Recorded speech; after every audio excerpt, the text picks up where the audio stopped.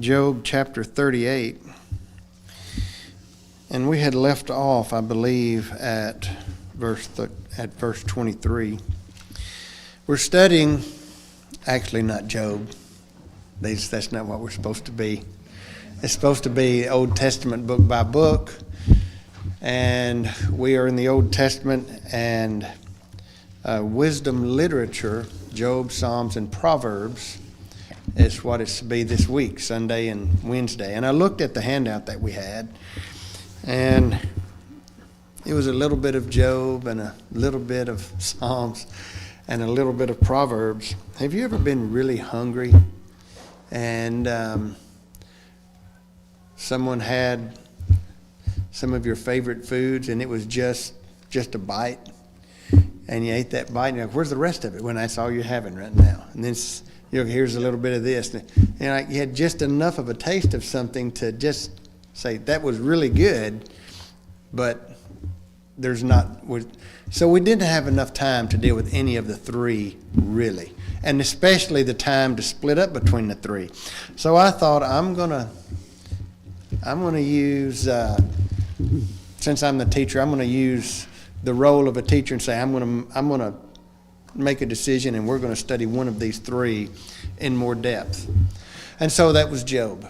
I flipped a coin and both sides said Job. So I thought what we would do. So I thought about doing chapter 42, because generally we don't get to chapter 42. And I wonder how many of us are familiar with what's in 42. Man, it's an amazing chapter. Nevertheless, we're not going to start at the end of the book. I know a few people that read the last chapter first, but we're not going to do that. So I thought, from chapter 38 to 42, God's reply. Generally, with Job, we know the first two chapters, maybe a little bit sprinkled out.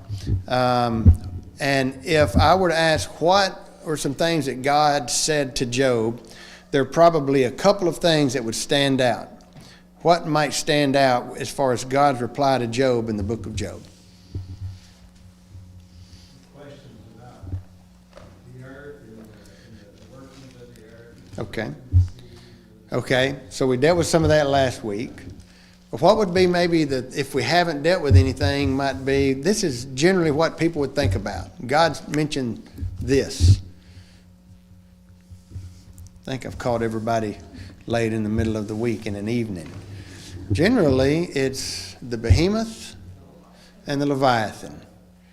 And hey, God mentioned the behemoth and the Leviathan, and that's about it.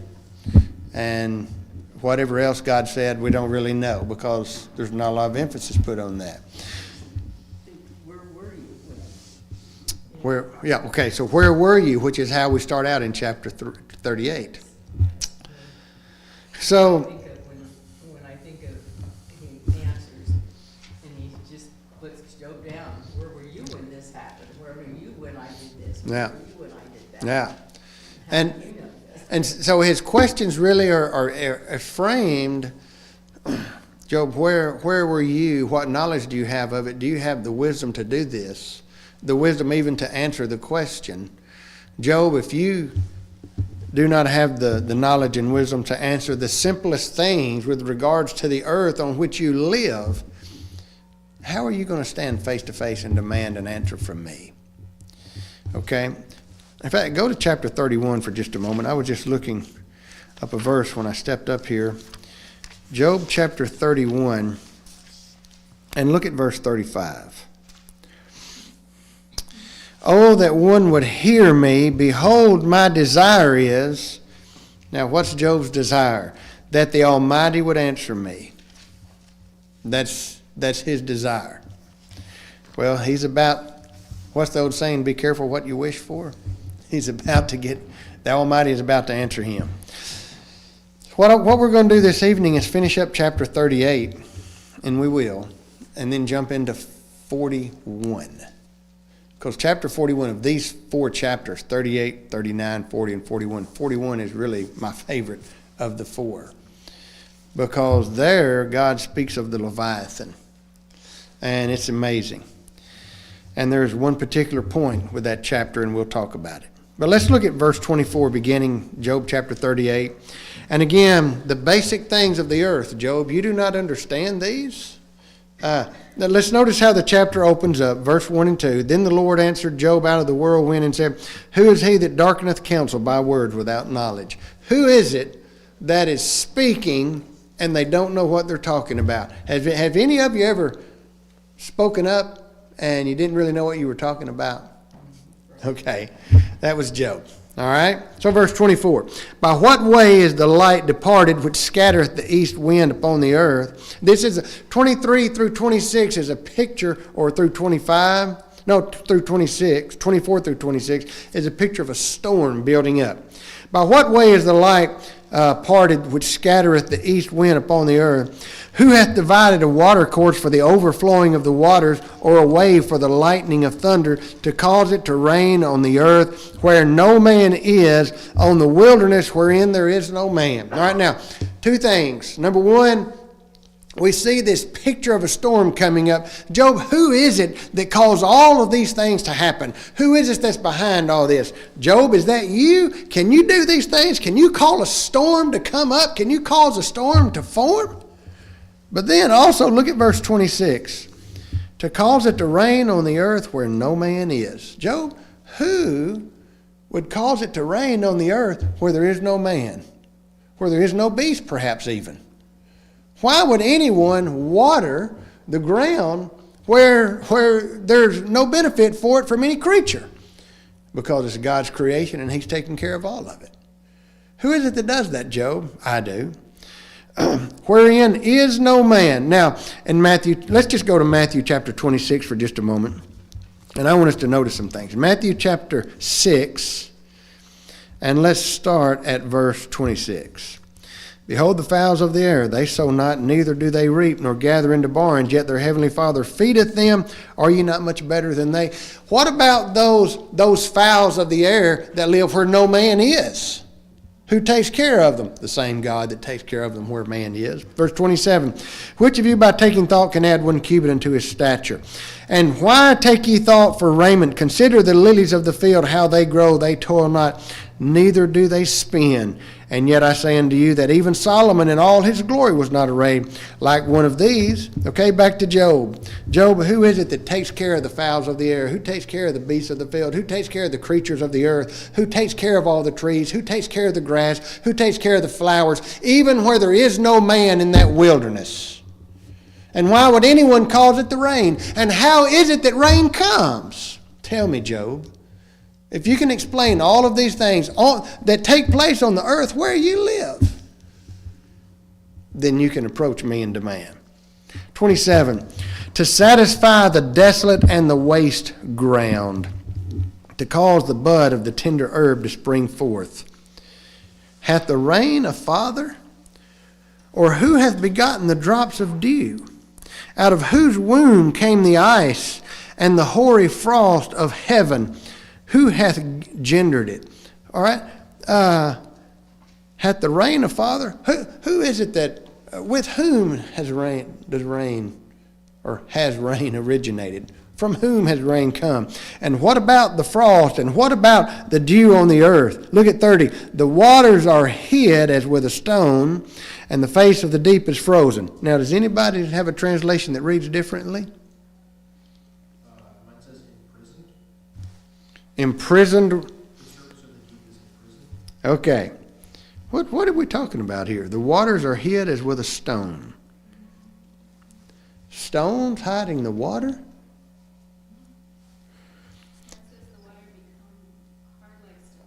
Okay. Water becomes, when does water ever become hard like stone?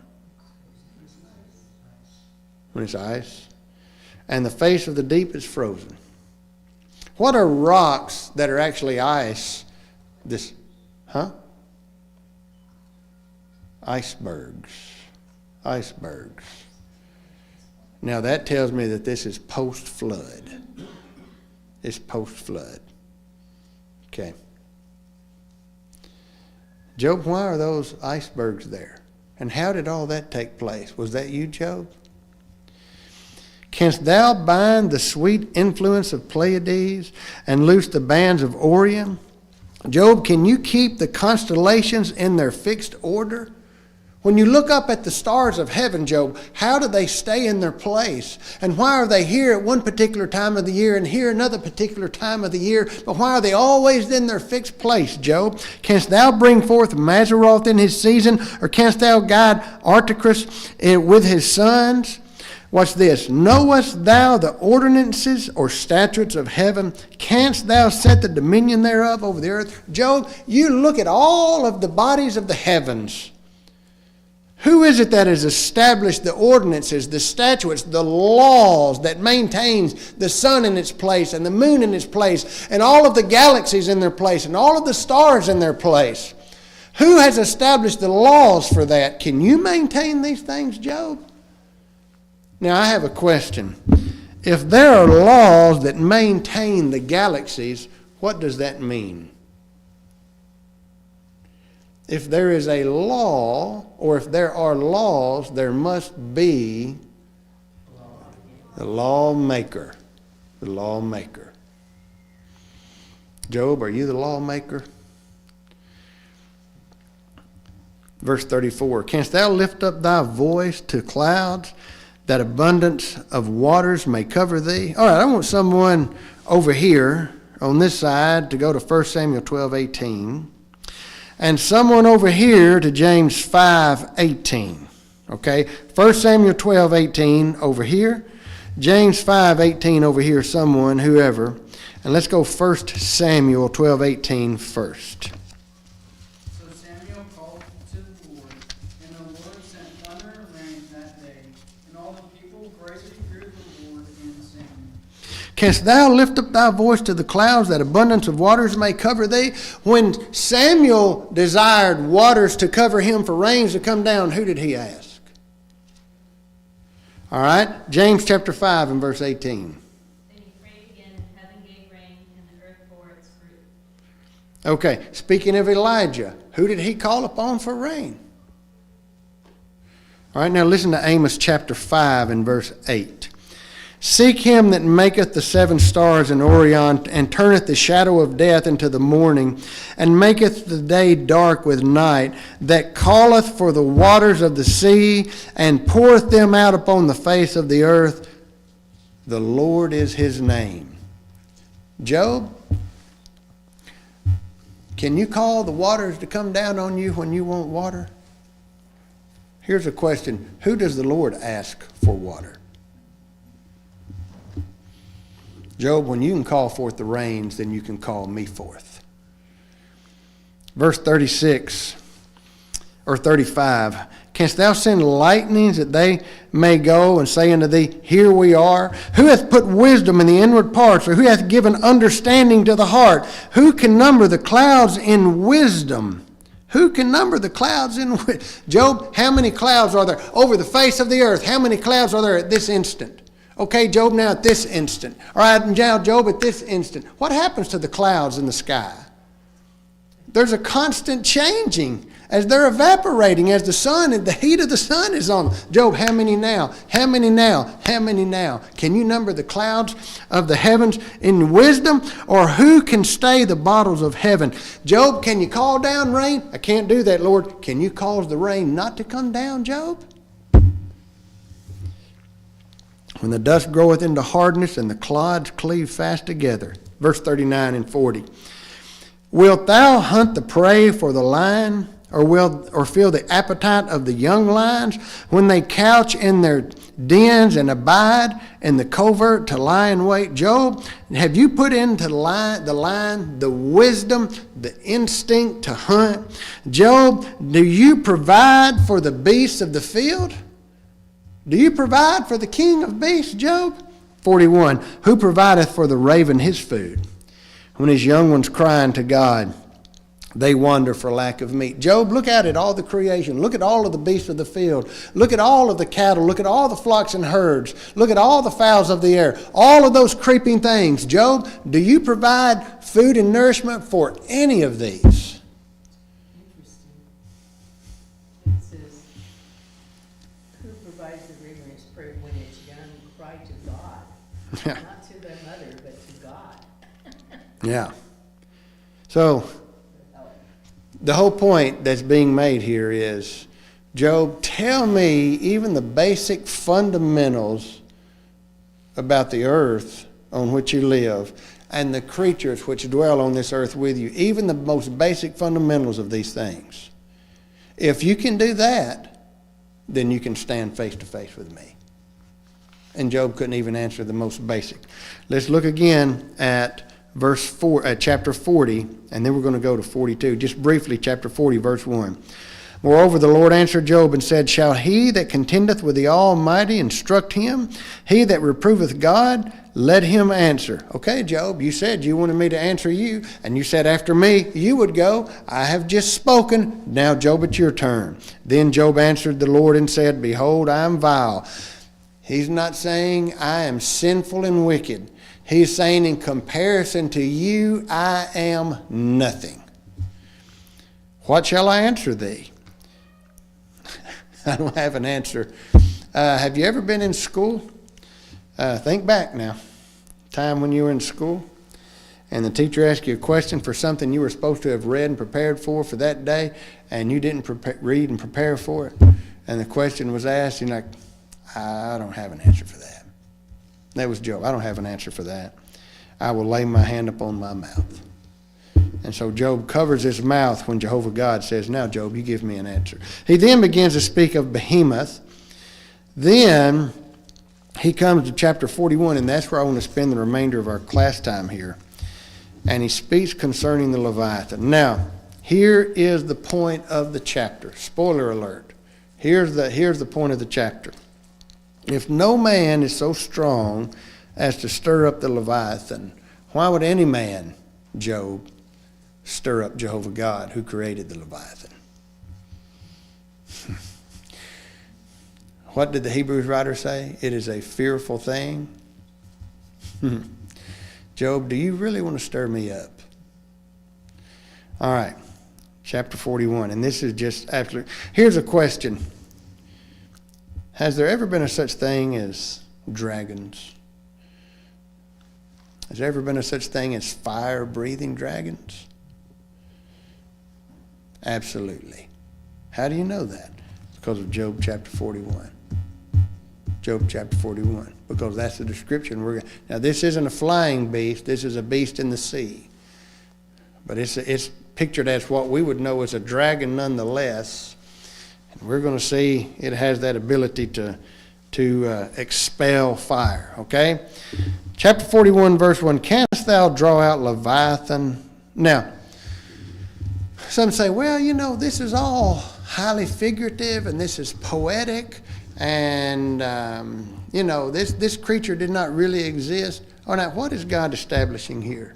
He's establishing the power and the might of God. Is God going to use a myth to establish his power?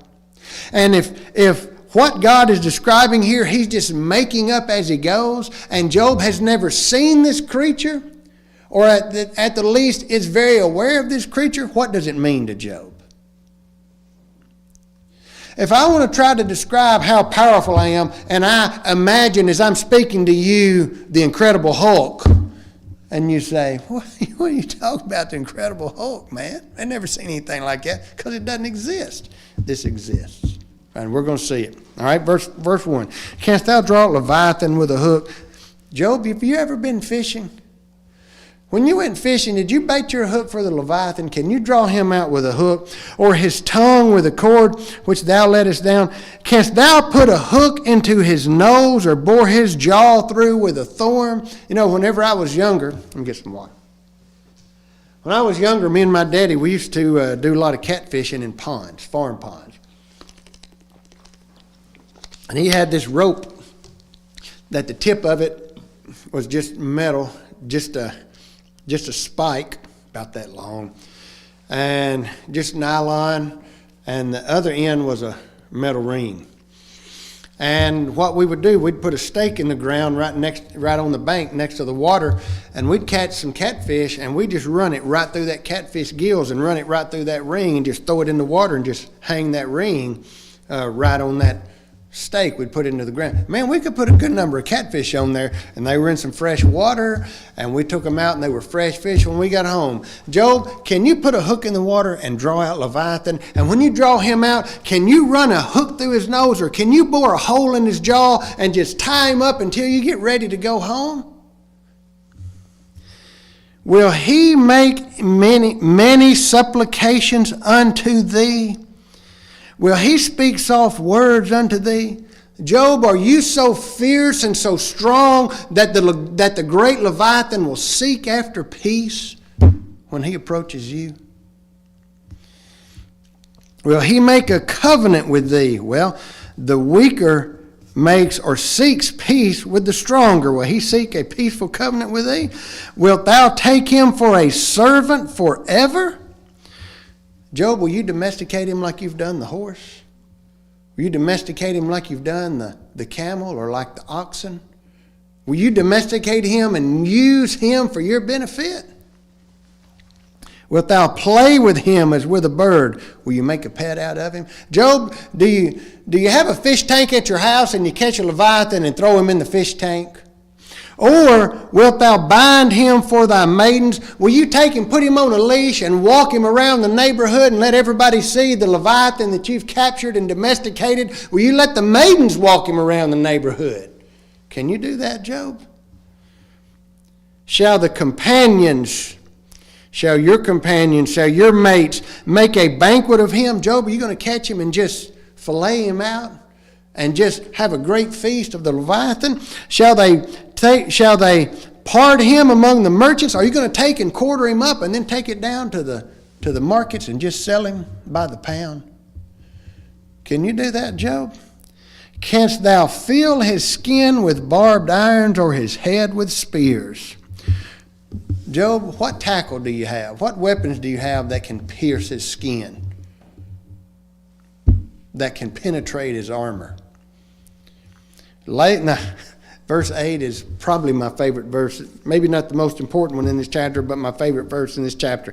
Now read in Old King James. It's going to be very similar, I think, in whatever you have. Lay thine hand upon him. Remember the battle. Do no more. Now, does anybody have it worded differently? Job, you lay your hand on the Leviathan, okay? When you do that, you'll never forget it, and not only that, you'll never try that again. Just do it one time, Job. Go after him, and you'll never go back.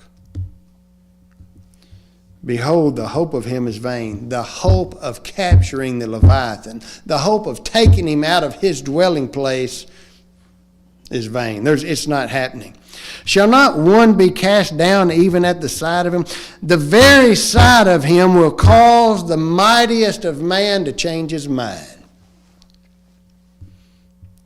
None is so fierce that dare stir him up. Who then is able to stand before me? Or none is so fierce as to stir him up. Job, why have you stirred me? I can tell you countless times I stood before my daddy when I was younger, and he would say something such as, why did you do this? And he had these eyes that would just stare. And I thought, oh, just go ahead and do whatever you're going to do. Can you imagine Jehovah God speaking to you out of the whirlwind, saying, why have you stirred me up? And here's Job. Be careful what you wish for. Where were we? What verse am I on? 11? We're ready for 11. Who hath prevented me? Okay, anybody have something other than prevented? Who has first given to me? Who's first given to me? What man is it that's provided for me? What did Job say to the Athenians when he stood on Mars Hill? God is not served by hands of men. God doesn't need anything from man. The cattle on 1,000 hills are mine. If I were hungry, I wouldn't tell you. Who hath prevented me? Who has first given to me that I should repay him? Whatsoever is under the whole heaven is mine. Who's given me anything? No one can give me anything because everything belongs to me. In other words, where is the man that I'm indebted to that he can stand before me and demand an answer and a reason for my actions? I will not conceal his parts. Now, this may be the most important verse in this chapter. I will not conceal his parts. All right, conceals. Anybody have anything different? I will not do what? Mine says, I will not conceal his limbs. All right, I will not conceal his limbs, or I will not keep silence. I will not keep silence. All right? I will not keep silence his parts, his limbs, nor his power, nor his comely proportion. All right, I am going to tell you everything about him. I'm going to tell it just like it is. Is God making this up? God said, I'm not going to keep him hidden anymore. I'm going to tell you everything about him. Well, God is describing the Leviathan just as he is. He's not a myth. He is not anecdotal. He is not an allegory. Okay? This is not figurative. God said, I'm describing him as he is. Now watch this. And you tell me what this sounds like. Who can discover the face of his garment, his outer skin, his armor? Or who can come to him with his double bridle, his jaws? I'm not sure what that means about his jaws, double bridle. I know where my mind goes. You ever seen how a snake eats? Maybe that's the idea, that the Leviathan opening his mouth up in such a fashion. Who can open the doors of his face? His teeth are terrible round about. Okay, the end of verse 14, his teeth are terrible round about. Who has something different? Around his teeth is terror. Who wants to get around his teeth? His scales are his pride. Okay, what's your pride? What are you the most proud of? The Leviathan is most proud of his scales. Does anybody have it differently than scales? His shields. Notice as we read here, notice what it's describing. His scales are his pride, shut up together as with a close seal. One is so near to another that no air can come between. They are joined one to another. They stick together. They cannot be sundered. What's that a description of? This means all the scales are linked together. Okay. They're like a chain. It's like a chain mail, so to speak. They are linked together. There's no air that can get in between them. In other words, he has a perfect defense. His defense cannot be broken. By his sneezings, verse 18, anybody have it? Sneezings. Okay. So his mouth, his nose. A light doth shine, and his eyes are like the eyelids of the morning. The eyelids of them. What happens in the early morning? The sun rises up. Out of his mouth go burning lamps, and sparks of fire leap out. Out of his nostrils goeth smoke, as out of a seething pot or cauldron. His breath kindleth coals, and a flame goeth out of his mouth. What's that sound like? Verse 12, I will not keep silence his parts, nor his power, nor his comely proportion. Job, sit down, and I will tell you exactly as he is. Job, can you create something like Leviathan? Job, can you control something like Leviathan? Job, can you subdue the Leviathan? Job, why have you approached me in this fashion? Verse 22, in his neck remaineth strength, and sorrow is turned into joy before him. Sorrow is turned into joy. Does anybody have it worded differently? Terror dances. That's how the American Standard, terror dances before him. When terror dances, that means it's whatever's taking place that's joyful. Terror is enjoying it. terror has great joy. And what? In his neck remaineth strength, and sorrow is turned into joy before him. It is great terror before him. Terror rejoices before him.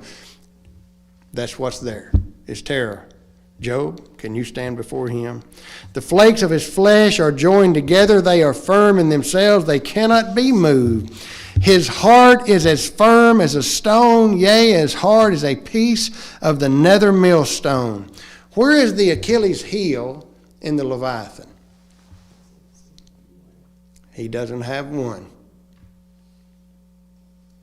Job, let's go fishing. And let's take the Leviathan. Now what's 25? When he raiseth up himself, the mighty are afraid, the mightiest of men. By reason of breakings, they purify themselves. Does anybody have anything other than they purify themselves? They are beside themselves. You ever been beside yourself? You ever have something startle you so quickly and so suddenly that you're just beside yourself? Something terrifies you that you're just beside yourself? Whenever he raises himself up, Job, even the mightiest men are beside themselves in fear and terror. When he lifts himself up, mighty men are afraid. The sword of him that layeth at him cannot hold, the spear, the dart, nor the habergeon. There is nothing that man has that can take him. He esteemeth iron as straw. Brother Jim, what could you do with a piece of straw? If I came at you with a piece of straw, what would you do? You probably just going to take and just... You just take a piece of hay straw. Yeah, man, hey, your piece of hay straw is like that. I've got a piece of hay straw 10 times longer than yours, and I'm coming at you. Come at me with a piece of straw, and I'll just take my finger and just do that. My hand just crumple it up like nothing. All right? What do we see? He esteemeth iron as straw, the strength and power. And brass as rotten wood. You ever been walking through the woods and step on, it looks like something maybe, a log that's laying there, and as you go to step on it, it's been there so long, and there's been water on it, and it's rotting. When you step on it, it just goes straight through. That's brass to the Leviathan. The arrow cannot make him flee. Sling stones are turned with him into stubble. Darts are counted as stubble. He laugheth at the shaking of a spear. Somebody read Psalm 2 and verse 4.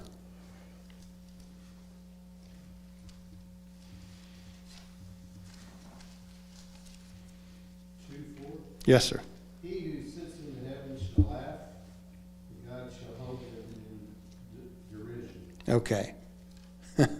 Sounds like the strength and power of the Leviathan is much like the strength and power of God. This is not figurative of Jehovah God. This is an actual creature that he has made, that man cannot tame. Sharp stones are under him. He spreadeth sharp-pointed things upon the mire. Well, it's perhaps some of his armor or defense. He maketh the deep to boil like a pot. He maketh the sea like a pot of ointment. Anybody have anything different than ointment? Is that how it finishes up? Well, you see again this idea of the fire or the heat. He maketh a path to shine after him. One would think the deep to be hoary. Anything other than hoary? White-haired. Under the water. Perhaps that's the smoke that comes out. You know what I used to do when I was younger? Me and Charlie Wilson's a fellow I used to stay out of trouble with when I was younger. Every year around 4th of July, we would go buy we would have a stash, a cache of fireworks, and we had what we would call a bottle rocket war. You know, a bottle rocket, that's no big deal. But we went from bottle rockets to, some of the whistlers, and it just got bigger and bigger and bigger every year. But we would take those bottle rockets, and we'd have us some PVC pipe, and we'd light it and drop it down in that pipe, and we'd point it down at the water. We'd be at a pond or something, and it'd shoot down in there, And once it's lit and goes down, it's going off. And it would go off and explode. Guess what would come up? Bubbles filled with smoke. Bubbles filled with, well, that's the idea. Here is this creature swimming through the water. He is armored. He has the perfect defense, the perfect creation, the perfect beast. The mightiest of men cannot take him and tame him. All are in great fear when he raises himself up. There is fire that comes out of his nose, perhaps out of his mouth. It would look as if there's a white hair in the water, but that's the smoke that's left behind. Upon the earth there is not his like, who is made without fear. That is, he has no fear. Is there any other being of whom we are aware that has no fear of any? He beholdeth all high things. He is king over all the children of pride. Well, if man cannot contend with the Leviathan, he cannot contend with God. And this is really the whole point of what Jehovah God is saying here in these chapters. Let's look again at, chapter 39, maybe 40. Let's look at chapter 40 again. And our class, we don't have anybody doing the bell, but it's getting close to time.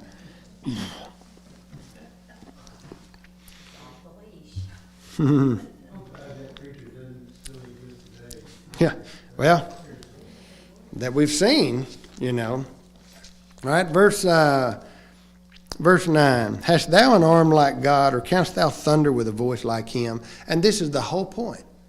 This is the whole point he's making. All of these things that come before, everything that comes after. Job, you are not like me. Deck thyself now with majesty and excellency, and array thyself with glory and beauty, as I do. My majesty, my glory. Cast abroad the rage of thy wrath, and behold, everyone that is proud and abase him. What about those that oppose you, Job? Can you bring them down? Look on everyone that is proud, bring him low, and tread down the wicked in their place. Hide them in the dust together, and behold their faces in secret. Then will I confess unto thee that thine own right hand can save thee. Then will I confess unto thee, thou art as me, and you can approach me. Now, as we close this great study on Job, Psalms, and Proverbs, let's look at verse 14 of chapter 42. Before you turn there, don't even look down. Too late, some of you did. What were the names of Job's sons? What were the names of Job's daughters in chapter 1 that were killed?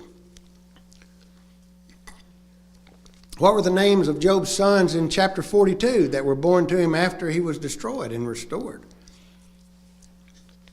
What were the names of his daughters? We have that. Suppose that's just coincidence? He had 7 sons, verse 13, and 3 daughters, and he called the name of the first Jemimah, and the name of the second Keziah, and the name of the third Karen Hapuk. Now, all 3 of these names have something to do with beauty, magnifying beauty. In fact, notice verse 15, and in all the land there were no women found so fair as the daughters of Job. But now, did Job give them the names that refer to their great beauty when they were born, or after they became beautiful women? He did not name them for their great beauty when they were born. But I believe, Naomi means what? Sweet. But when she came back after the famine, having lost her husband and lost her 2 sons, she said, call me no more Naomi, but call me what? Mara, which means people take a name, you see. They give the name of their attitude and outlook. What was Job's outlook with regards to God and his ways after he had been through all of this? Beauty, pleasure. Now, in the beginning, Job asks why. Job never got an answer to why. But in the end, it didn't matter. Job did not know why but he knew God. And that was enough. All right. It's time for the bell. It might have been the last bell a while ago. So, still have a minute? Okay. Let's have some thoughts on Job. Anybody have any thoughts, comments? He did that. He did that just so he could ring that bell. I tell you what, man.